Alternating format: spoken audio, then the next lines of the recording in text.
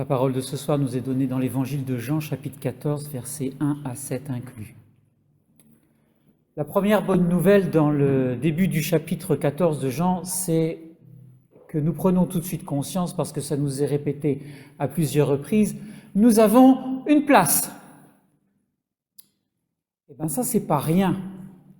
Parce que si vous êtes comme moi et que vous écoutez ce qui se passe autour de vous, tout le monde a peur tout le temps de ne pas avoir de place.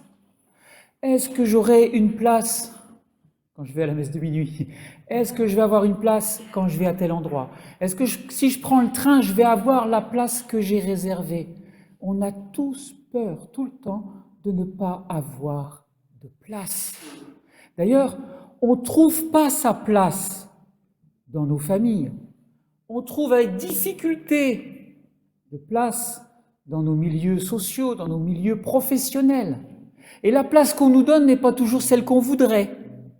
Et puis celle que l'on prend n'est pas celle qui va le mieux. Et là, Jésus nous dit, je te prépare une place. Je te prépare une place rien que pour toi. Alors on va voir un peu plus dans le détail comment lui nous prépare une place. Donc il s'agit d'avoir une place dans la demeure céleste. La demeure céleste est aussi appelée la demeure des justes. On a vu ça la semaine dernière. Les justes sont ceux qui ne pêchent pas ou ceux qui pêchent mais qui se relèvent pour aller vers Dieu. Et cette demeure céleste, c'est l'œuvre des mains de Dieu, alors que nos demeures sur terre sont l'œuvre de nos mains. Donc, si c'est l'œuvre des mains de Dieu, nous pouvons déduire immédiatement que l'œuvre est parfaite, sans défaut.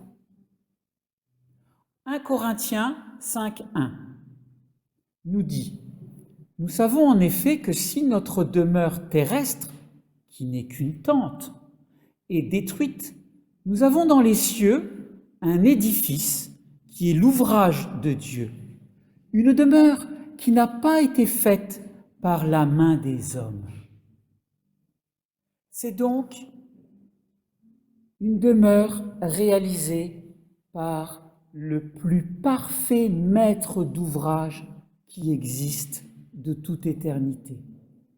Vous avez vu comme moi beaucoup d'émissions, genre la Maison France 5, où il y a des architectes qui viennent donner des améliorations sur des maisons existantes. On vient parfaire selon les besoins des personnes pour rendre plus utile, plus fonctionnel, plus... Voilà. Eh bien, lui, il a tout fait bien pour nous, à notre mesure. Tout nous ira parfaitement. Hébreux 11, 10 nous dit qu'en plus qu'elle est parfaite, elle est solide. La cité qui a de solides fondations, celle dont Dieu est l'architecte et le constructeur. Incroyable! Vous croyez que Dieu faisait la terre, les cieux, qu'il faisait les arbres, les animaux, les bestiaux. Et en plus, le voilà constructeur et architecte pour nous. Nous n'avons eu de cesse, à travers toute l'histoire, de lui construire une maison pour qu'il vienne habiter parmi nous. Et lui-même construit une demeure pour nous. C'est étonnant. C'est dans cette demeure céleste que Jésus-Christ est entré. Et alors, le passage de Jean, c'est juste avant l'ascension. Il dit qu'il va mourir, qu'il va partir, et tout ça. Et les disciples ont peur. Donc c'est pour ça, il les console, il les rassure, il les exhorte pour dire, mais attendez, tout ce que je vous ai raconté pendant les 3 ans qu'on a passé ensemble, ça va se réaliser. On est dans les derniers temps qui vont faire les conclusions, et après, tout ça va se réaliser. Vous croyez en Dieu le Père parce que vous êtes juif et vous avez la Torah en vous, vous l'édutez depuis que vous êtes tout petit. Croyez aussi en moi, tout cela va se réaliser. Voilà l'encouragement qu'il est en train de leur donner. Et alors, à la mort du Christ, Étienne, qui va être lapidé, voit en esprit cette demeure céleste. En Actes 7,55, il nous est dit, Étienne, rempli d'Esprit Saint, fixa les regards vers le ciel, et il vit la gloire de Dieu et Jésus debout à la droite de Dieu. La demeure céleste, où Jésus est entré après sa résurrection, a été vue par Étienne au moment où il se faisait lapider. Il a vu les cieux ouverts. Et Jésus n'est pas debout simplement sur un petit nuage vaporeux. Il y a un trône, il y a la demeure de Dieu. C'est énorme. Donc une demeure visible en esprit. Pourquoi cette révélation? Pourquoi Jésus donne ces informations capitales aux disciples? Comme on l'a dit juste il y a 30 secondes, c'est pour que nous ne croyions jamais que nous sommes orphelins. Il est parti vers le Père. Pour autant, nous ne sommes pas orphelins. Et c'est lui qui nous le dit lui-même, un tout petit peu plus loin, dans le même évangile de Jean, chapitre 14, verset 18. « Je ne vous laisserai pas orphelins, je viens vers vous. » C'est pas non plus « je viendrai plus tard », je viens. Quand est-ce que Jésus vient vers nous? À chaque fois qu'on l'appelle, à chaque fois qu'on ouvre son cœur, à chaque fois qu'on dit son nom, à chaque fois qu'on le prie, il vient vers nous, tout le temps. Orphelin, sentiment qui peut être très profondément inscrit en nous, de par les histoires que l'on a traversées, de par nos parents qui décèdent généralement avant nous. On se retrouve à un moment de nos vies orphelins, où l'on connaît des personnes qui font partie de nos vies, qui sont orphelins en très bas âge. Et c'est quelque chose de très déstabilisant, parce que l'orphelinat nous prive de l'éducation, nous prive de tous les rêves qu'ont eu les parents dans lesquels ils souhaitent nous inscrire, de toutes les fondations de vie qu'ils nous aident à construire pour que nous ayons des fondements solides pour nos propres vies. Alors les disciples-là avaient peur, mais nous avons cette même peur qu'ils soient partis vers le Père et qu'il nous laisse orphelins. Donc il revient, ça nous est dit précisément au verset 3, « Je reviendrai et je vous prendrai avec moi. » Dans quel but? Il y a plein de passages en Isaïe où on dit qu'il y a des bonnes tables, etc. Mais surtout, la destination finale d'être avec lui, c'est de lui être semblable.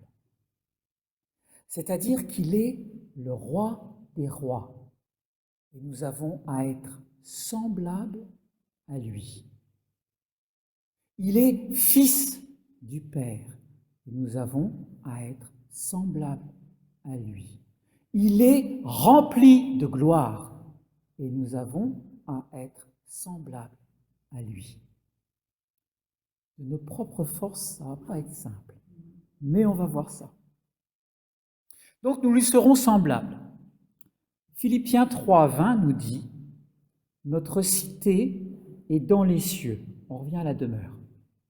De là, de cette cité dans les cieux, nous attendons comme sauveur le Seigneur Jésus-Christ qui transformera notre corps humilié en le rendant semblable à son corps glorifié par le pouvoir efficace qu'il a d'assujettir toutes choses, pas par nos forces, mais par le pouvoir qu'il a d'assujettir toutes choses, c'est-à-dire de rendre toutes choses à son obéissance, mort incluse. Dernière, souvenez-vous. Notre devenir est donc de lui ressembler en toutes choses et en toute perfection, par le pouvoir qu'il a, lui, d'assujettir toute chose.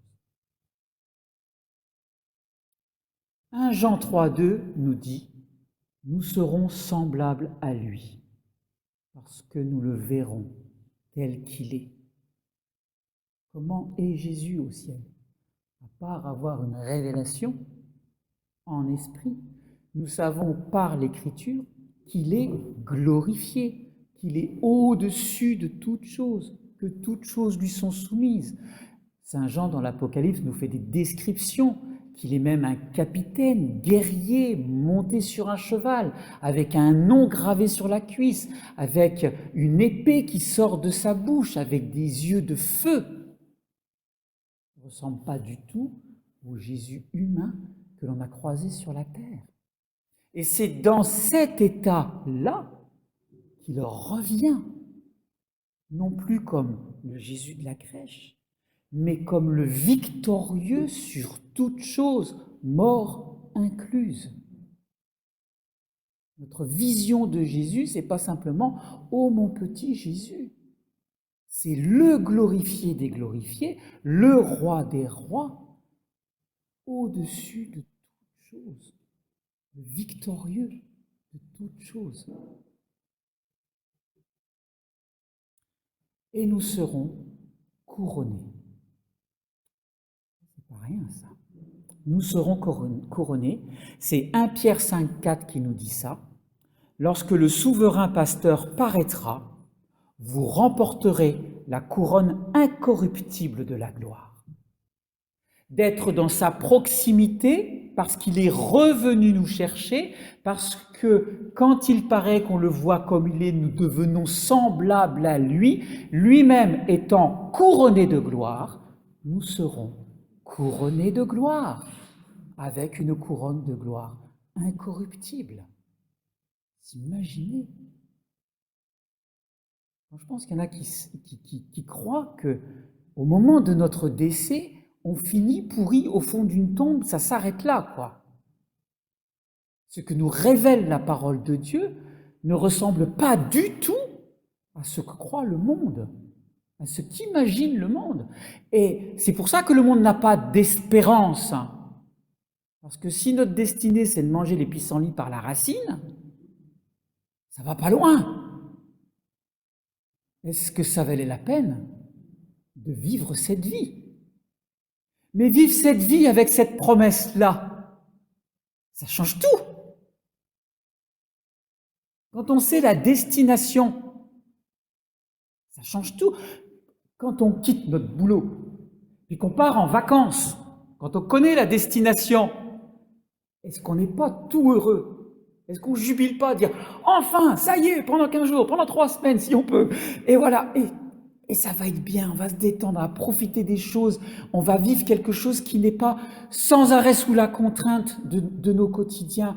Déjà, rien que de partir un tout petit peu en vacances ou en pèlerinage, déjà, ça met de la joie dans notre cœur. Et quand on connaît notre destinée, promesse faite par celui qui a donné sa vie sur la croix, c'est pas une promesse en l'air, quoi. Il est monté sur le bois du gibet jusqu'à la dernière goutte de son sang. Le prix, il est là, quoi. Maintenant que nous connaissons la destination, la question qu'on pourrait se poser, c'est quelle peur pourrait subsister quant au chemin à suivre? Oui, mais j'ai peur d'y aller. Lui nous donne la réponse, verset 6 de notre texte. Moi, je suis le chemin, la vérité et la vie. Nul ne vient au Père que par moi. Je suis désolé de le dire, tant pis pour les bouddhistes et tant pis pour les autres.